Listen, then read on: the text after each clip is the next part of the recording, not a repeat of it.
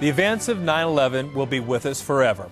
The man who is the highest-ranking firefighter to survive the attacks recently spoke at the cattle industry annual convention.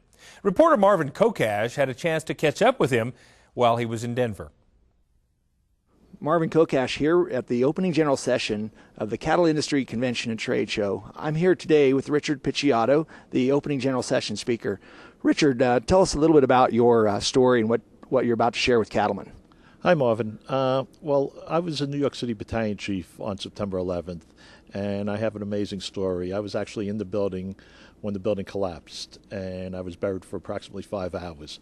So I'm going to relay the story of that to the members, and also some insights on what changed that life, how it changed me, how it changed the country. Briefly tell me how some of these things did change your life. Well, I appreciate life more. I think anytime anyone goes through a tragedy, they get a new understanding and a newfound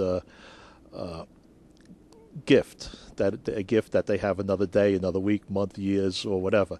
And you have to embrace that, and that's what I try to tell the people. One of my major themes is you have to put priorities on your life. And when things are going good, you kind of get your priorities mixed up. It's during tragedy or during bad times that your priorities become very focused. And so I'm going to try to bring that out also. I know the service of firefighters across this country are greatly appreciated, Richard, and I'm sure there's been just a lot of activity around your department. Tell me a little bit about how things have changed in your department.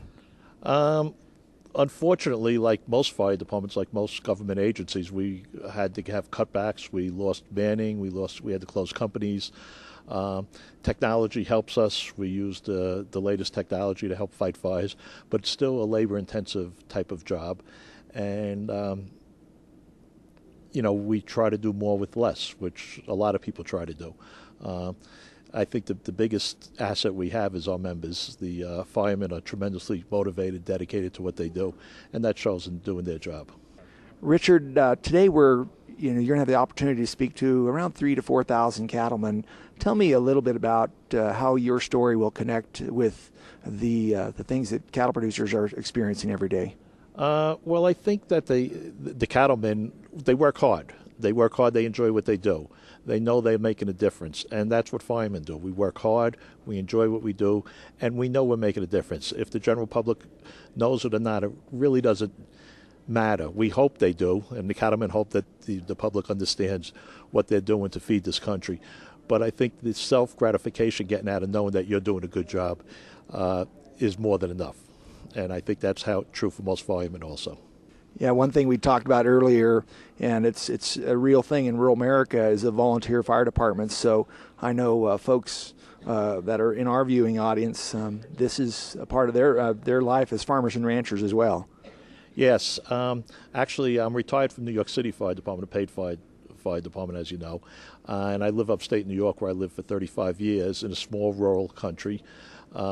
And there's a volunteer department up there, and I'm one of the commissioners in the volunteer department. So I know the aspects of volunteer departments also, and I know how they also love what they do, and they enjoy helping their fellow man.